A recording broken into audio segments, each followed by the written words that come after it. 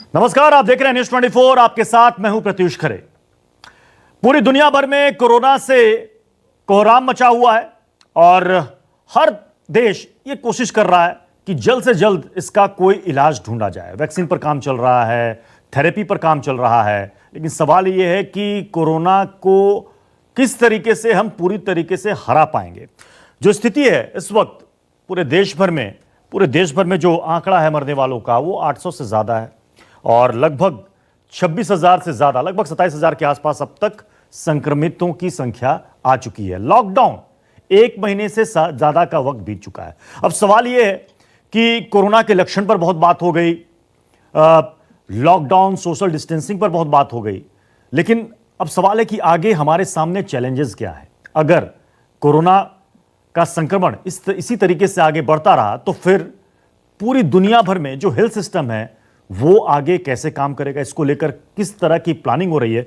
News 24 लगातार दुनिया भर के डॉक्टर्स, एक्सपर्ट्स, साइंटिस्ट से जुड़ रहा है, उनसे उनकी राय ले रहा है, उनकी ओपिनियन ले रहा है और दुनिया भर में कोरोना को लेकर इस वक्त क्या चल रहा है, क्या प्लानिंग चल रही है, यही समझने की हम कोशिश कर रहे हैं। हमारे साथ इस वक्त सीधे अमेरिका से डॉक्टर रवि गोडसे जुड़ रहे हैं, जो कि जाने माने डॉक्टर हैं, सीनियर कंसल्टेंट भी है।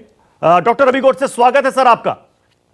नमस्कार डॉक्टर रवि गोडसे, देखिए क्या स्थिति है पूरी दुनिया भर में, यह हर कोई जान रहा है।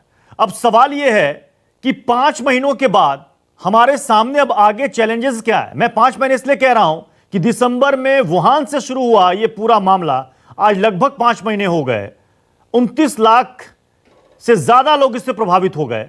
आगे आने वाले 2-3 महीने क्या हम सुकून से बिता पाएंगे, कोई अच्छी गुड न्यूज आएगी या फिर चैलेंजेस अभी और बढ़ने वाले हैं?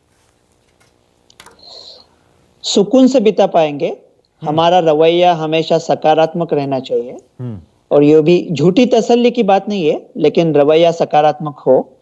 तो अभी हम ये बीमारी के बारे में बहुत कुछ जानते थे जो पहला नहीं जानते थे।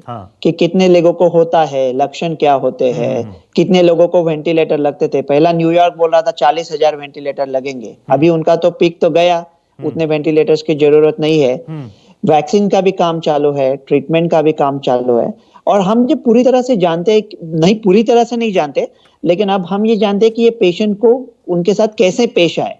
मतलब अभी बंबई में कह रहे थे कि 80% लोग को कोई लक्षण शायद ना हो, तो फिर हमारे 3 तरह के लोग हैं कि जिनके पास कोविड है और जिनको पता भी नहीं है कोविड है, दूसरे है कोविड है लेकिन थोड़े से बीमार है, और तीसरे जो बहुत सख्ती से बीमार है। सो जो सख्ती से बीमार है उनके लिए तो शायद प्लाज्मा काम कर जाएगा। जो थोड़े से बीमार है उनके लिए 7-8 दवाइयां चल रही है, और जिनको बीमारी है ही नहीं, मतलब उनको जो कोई लक्षण नहीं है, वो लोग अपने समाज को प्रोटेक्ट करेंगे। तो अच्छी न्यूज आ रही है मेरे ख्याल से। अभी हम लोग उम्मीद कर सकते हैं कि ये अच्छा हो रहा है, जल्दी अच्छा हो रहा है। जी, तो क्या आने वाले 2-3 महीनों में ये संख्या कम हो जाएगी या इसका पूरा चेन खत्म हो जाएगा और ये खबर आएगी कि कोरोना मुक्त हो गया ये देश या कोरोना मुक्त हो गया वो देश? देखो, ये तो नोवेल कोरोना वायरस है, तो हम ज्यादा जानते नहीं, लेकिन जो कुछ अभी जानते हैं कि अगर आप एंटीबॉडी टेस्टिंग करते हैं और आपके पास आईजीजी टेस्टिंग है, शायद आपको कोई ऐसी बीमारी हो, चेचक या खसेरा, तो आपके पूरे जीवन के लिए आपको एंटीबॉडी प्रतिरोधक शक्ति मिल जाती है। तो ये कोरोना का होगा या नहीं होगा पता नहीं, लेकिन हम सोच रहे हैं कि अगर आईजीजी है आपके पास तो आप शायद सुरक्षित है। तो अगर ये एंटीबॉडी टेस्टिंग हम अभी चालू करते हैं इंडिया में और पूरे देश में चालू करते हैं, तो हमको पता चलेगा किन लोग को हुआ था और जो लोग को हुआ था वो ऑलरेडी अच्छे हो चुके। लेकिन सर देखिए, जिस एंटीबॉडी रैपिड टेस्टिंग की बात कर रहे हैं उसके किट को लेकर के लिए सवाल खड़े हो गए। आईसीएमआर ने फिलहाल उस पर रोक लगा दी है कि जो अभी तो रोक लगाई है, लेकिन उसमें जो परसेंटेज ऑफ रिजल्ट है वो 5.4 के आसपास है। नहीं, तो वो ठीक नहीं है। तो हमारे यहाँ भी चालू हो रहा है, तो चाइना से ऐसा जरूरी नहीं है कि इंडिया चाइना से ही ले ले। अमेरिका से भी आप खुद भी बना सकते हैं, राइट। तो अगर एंटीबॉडी टेस्टिंग किए तो उसके काफी फायदे हैं। वो लोगों से हम प्लाज्मा लेके तैयार रख सकते हैं, जब इंडिया का पीक अगर आए तो उसके लिए तैयार रख सकते हैं। और अगर ये कंट्री लॉकडाउन तो कभी तो बंद करना है, ऐसा नहीं कि 4 मई को खोल दिया।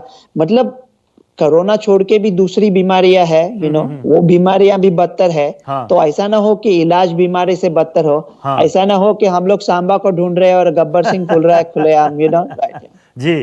तो ये जो आपने कहा कि अगर इंडिया में पीक हो, इसको लेकर के भी कई लोग कह रहे हैं, जैसे WHO ने बाकायदा आगाह किया कि अभी वर्स्ट सिनेरियो आना बाकी है, अभी बुरी स्थिति अभी आनी बाकी है। तो क्या यह माना जाए कि आने वाले समय और भी बुरी स्थिति हो सकती है क्या, कि एक दिन में 10-10, 12-12, 20-20 हजार लोगों के मामले सामने आने लगे? मेरे ख्याल से नहीं होगा, और मैं आपको बताता हूं क्यों नहीं होगा। देखो, अगर अमेरिका और इंडिया के तुलनात्मक देखा जाए, ओके, तो लगता है शायद इंडिया अमेरिका के 3 या 4 हफ्ते पीछे है। ओके। तो 4 हफ्ते पहले यूएस में, 1 महीना पहले यूएस में 60,000 केसेस थे और 800 डेथ थे, और अभी देखो क्या नंबर आ गए। तो इंडिया अगर 3-4 हफ्ते पहले, फिर भी मैं बोलूंगा, क्योंकि इंडिया ने जो लॉकडाउन चालू किया वो यूएस के 8 दिन बाद चालू किया। तो अगर इंडिया यूएस के 30 दिन पीछे है और उन्होंने लॉकडाउन 8 दिन बाद चालू किया, इसका मतलब इंडिया का लॉकडाउन 24 दिन पहले चालू हुआ। उससे जरूर फर्क पड़ेगा। मेरे ख्याल से जो बीसीजी टीकाकरण है, शायद वो भविष्य में हमको दिखाएगा कि आंशिक सुरक्षितता उससे पा सकते हैं, वो भी दिखाएगा। और ऐसा लगता है कि इंडिया का पीक शायद ना आए। और जैसा यूनाइटेड स्टेट्स में हुआ कि न्यूयॉर्क डिफरेंट है, सैन फ्रांसिस्को से डिफरेंट है, सियाटल डिफरेंट है, वैसा बंबई डिफरेंट रहेगा, गोवा डिफरेंट रहेगा। इंडिया ऐसा एक नेशन के जैसा नहीं बिहेव करेगा थोड़ा। लेकिन मेरे ख्याल से पीक अगर आया भी इंडिया में 2-3 हफ्ते में, तो कम आएगा यूएस से। हमको ये उम्मीद ये रखनी है कि नहीं आएगा, और तैयारी ये रखनी है कि आएगा, और प्लाज्मा अभी तैयार करके रखना है। इसलिए एंटीबॉडी टेस्टिंग करके वो लोगों से, क्योंकि क्या हो रहा है, जो मरीज है वो बोलते हैं कि हमको प्लाज्मा नहीं देना है, ऐसा मैंने सुना है इंडिया के डॉक्टर से। तो मरीज लोग यहां तो देखिए, इंडिया में जो ट्रायल हुआ अभी तक, वो अब तक सफल रहा है। उस ट्रायल से काफी अच्छा सुधार आया। जो पेशेंट वेंटिलेटर पर था, वो वेंटिलेटर से बाहर आ गया है। तो अभी ये ट्रायल पर है, और उम्मीद की जा रही है, डॉक्टर भी होपफुल है कि शायद इसके और अच्छे नतीजे आए, ताकि और राज्यों में भी इसकी इजाजत मिले। इसको लेकर एक प्लाज्मा बैंक बनाने की भी बात हो रही है। तो क्या डोनर इतनी संख्या में सामने आएंगे? क्योंकि वो देखो, कोरोना से वो अभी तुरंत ठीक हुआ है, फिर उसके बाद उसे जाकर के प्लाज्मा भी डोनेट करना है। तो देखिए, मैं आपको एक सुझाव देता हूं, वो पूरे भारत के लिए क्रांतिकारी सुझाव होगा। ओके, अगर सेकेंड वर्ल्ड वॉर में प्लेन्स आते थे जिनको बुलेट होल होते थे, तो प्लेन का वजन बढ़ाए बगैर वो देख रहे थे कि प्लेन को कैसे मजबूत किया जाए, और जहां बुलेट होल थे वहां पे वो मेटल लगाने वाले थे। लेकिन किसी ब्रिलियंट आदमी ने कहा, ये विमान तो बच गए, तो वो जगह पे प्लेट लगाओ जहां पे बुलेट होल्स नहीं है, वो प्लेन तो गिर गए। वैसा मैं सोच रहा हूं कि अगर 80% लोग को कोई लक्षण ही नहीं है, तो वो लोग तो इतने अच्छे हैं, इतनी अच्छी तरह से वो जूझ पाए हैं कोरोना से, कि उनको लक्षण ही नहीं आए।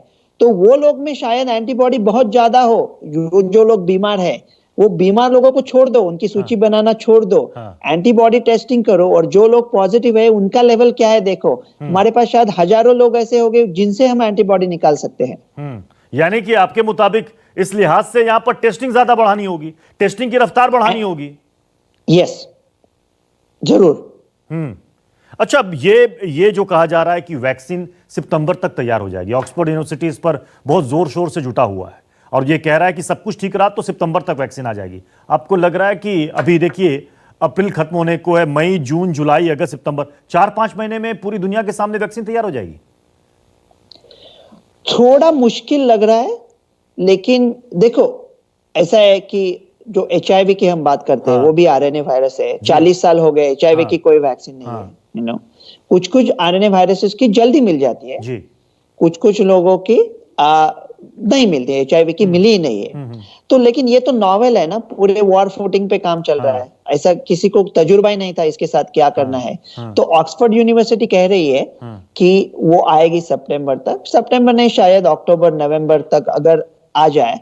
और दूसरा क्या है कि वो वैक्सीन यूएस में कैसे चलेगी, इंग्लैंड में कैसे चलेगी, इंडिया में जो लोगों को पहले ही BCG मिल चुका है उनमें कैसे चलेगी, उसमें तो थोड़ा फर्क होगा ना। तो वो टेस्टिंग करना पड़ेगा। लेकिन अगर देखो एकदम सीधी सी बात है, अगर 100 लोगों को कोरोना होता है और 90 लोग ठीक होते हैं, जी, तो 90 लोग ठीक है, 10 की बात है, 10 में से 5 लोग अगर बहुत सिक है तो उनको प्लाज्मा से बचाएंगे, 5 अपने आप ठीक हो जाएंगे, बाकी के 90 भी बच रहे।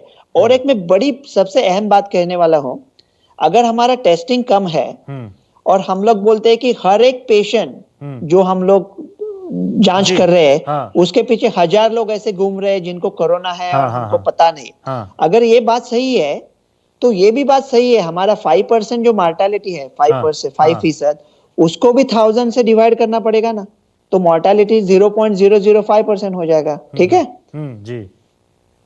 अच्छा देखिए, ये भी बात सही है कि इतनी बड़ी आबादी वाला देश, 130 करोड़ लोग, और अगर हर किसी को टेस्ट करने लगे तो पता नहीं कितने कितने दिन लग जाएंगे।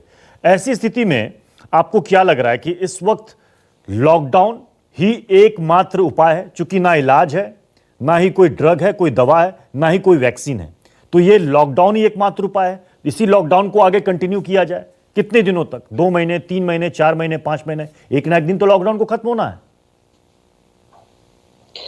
देखो इसकी बात तो ऐसी है कि सबको टेस्टिंग करने की जरूरत नहीं है। 2 तरह के टेस्ट है, एक आनुवंशिक टेस्ट है और दूसरे एंटीबॉडी टेस्ट है। अगर सपोज किसी को थोड़ा बुखार हो जाता है, खांसी हो जाती है और लगता है उसको कोविड है, उसको टेस्ट करने की कोई जरूरत नहीं है। जस्ट अज्यूम करो कि वो कोविड है, घर पे रहे, दूसरों लोगों को ना दे। ये एंटीबॉडी टेस्टिंग है, अगर उससे हमको लगता है कि ये लोग प्रोटेक्टेड है, तो एंटीबॉडी टेस्टिंग का जो भी खर्चा आएगा 133 करोड़ लोगों के लिए, वो खर्चे से अगर हम अपनी इकोनॉमी खोल सकते हैं, अपनी अर्थव्यवस्था खोल सकते हैं, वो लोगों को काम पे वापस। लेकिन कभी ना कभी तो डॉक्टर भगवान जी, डॉक्टर रवि गोडसे, आपका जो फोकस है वो एंटीबॉडी टेस्टिंग के पर ही है। हुआ है जी, आप कह रहे हैं कि चलिए कोई बात नहीं, अगर चीन की अगर किट यहां पर फेल हो रही है तो बाकी देशों में भी, जैसे साउथ कोरिया की किट कई जगह अच्छा काम कर रही है, यहां पर अमेरिका की किट है, दिल्ली ने भी किट बनाया जिसको ICMR ने कहा है कि हाँ ये किट ठीक है। तो इस तरीके से आप कह रहे हैं कि इस किट्स की संख्या ज्यादा बढ़ाइए जो कि जिसके रिजल्ट अच्छे हैं, और इसको हर लोगों पर आजमाएं, और उससे इकोनॉमी खुल गई तो वो अपने आप में खुद को पैसा दे सकती है, अगर उससे इकोनॉमी खुल। लेकिन आप कह रहे थे ना कितना दिन चलेगा, मतलब भगवान ने इतना अच्छा चेहरा दिया है, वो क्या पूरे जिंदगी मास्क के पीछे दिखा के रखेंगे? यही सवाल तो लोग कह रहे हैं, मतलब यही सवाल तो लोग कह रहे हैं डॉक्टर रवि, कि कहीं ऐसा तो नहीं है कि अब ये हमारे आदत क्या हमारी लाइफ में शुमार हो गया, हमारे जीवन में शुमार हो गया, अब हम जब भी घर से बाहर निकलेंगे एक मास्क पहन के निकलेंगे। हो सकता है कल को डिजाइनर मास्क आ जाए, एक शर्ट के साथ एक मास्क आपको लेना जरूरी है, वो मैंडेटरी हो जाएगा। लोग अब इस तरह की बात करने लगे। नहीं, मेरे ख्याल से वो पूरा जो नॉर्मल कहते हैं हम, वो ये इतना जटिल नहीं है जितना हम सोच रहे हैं। ये वास्तव में काफी सरल है। बहुत सारे लोग ठीक हो रहे हैं, बहुत सारे लोगों को लक्षण नहीं है।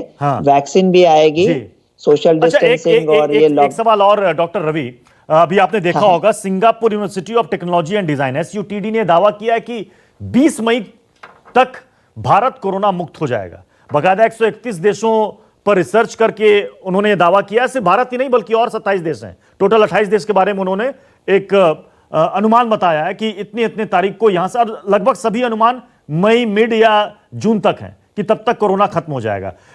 भारत सरकार के स्वास्थ्य मंत्री ने भी कहा कि कोरोना 4 महीनों का मेहमान है। देखो, कोरोना का औष्मिक अनुमान जिसको हम इंक्यूबेशन पीरियड कहते हैं, वो 5 दिन है जनरली, 14 दिन तक हो सकता है जी। तो अभी हमने ये जो लॉकडाउन किया है 14 से ज्यादा दिन किया है जी। तो हमारी सोच ऐसी है कि कोरोना के जो लोग हैं जी, एक तो वो ठीक हो जाएंगे या भगवान न करे मर जाएंगे, लेकिन वो कोरोना चला जाएगा। लेकिन वो क्या होता है ना थोड़ा थोड़ा कोरोना के डिफरेंट स्टेजेस में लोग होते हैं। ये आरएनए वायरस है, थोड़ा म्यूटेशन भी हो सकता है। हाँ। तो हम लोग को, और दूसरा ऐसा नहीं है कि जो उत्परिवर्तन है, जिसको आप हिंदी में, मैं जो मजाक से कहूंगा, जो हिंदी में आप उसको म्यूटेशन कहते हैं, उत्परिवर्तन है, ऐसा जरूरी नहीं है कि हर कोई उत्परिवर्तन खराब ही हो, शायद अच्छा भी हो सकता है। हाँ। वाल्या था, वो लोगों को मारता था, बाद में वाल्मीकि ऋषि बन गया, महाभारत लिख के आया, वैसा वो उत्परिवर्तन शायद अच्छा भी हो, वायरस का पोटेंसी कम भी हो सकता है, 20 में तक बहुत कम हो जाएगा, लेकिन मेरे ख्याल से चला नहीं जाएगा, ये कम्युनिटी में रहेगा। लेकिन हम इसके साथ भी आदत डाल देंगे कि इसके साथ कैसे रहे। और ये सोचना है कि बहुत चेंज नहीं होना चाहिए हमारी जो जिंदगी है उसमें। और दूसरे भी डिसीज है ना, उनका भी सोचना है। जी चलिए, बहुत बहुत शुक्रिया डॉक्टर रवि गोड से हमारे साथ जुड़ने के लिए। डॉक्टर रवि गोड से बता रहे हैं कि ठीक है, एक महामारी है, एक बीमारी है, पूरा देश ही नहीं बल्कि पूरी दुनिया इससे लड़ रही है, और इससे हम जल्द ही निजात पालेंगे। और इस सब से लड़ने के लिए हम सबको थोड़ा सा आशावादी होना भी ज़रूरी है। उन्होंने कहा कि इससे पहले भी कई सारी बीमारियां आई, आखिर वो भी खत्म हुई। ये कोरोना है, कोविड-19, ये भी खत्म हो जाए। अगर आपको हमारा ये वीडियो पसंद आया हो तो इसे लाइक और शेयर जरूर करें। अगर इस वीडियो पर आपकी कोई राय है तो नीचे कमेंट भी कर सकते हैं। और हाँ, देश और दुनिया की तमाम खबरों से वाकिफ रहने के लिए अभी सब्सक्राइब करें न्यूज़ 24 का यूट्यूब चैनल। न्यूज़ 24, निष्पक्ष खबरें।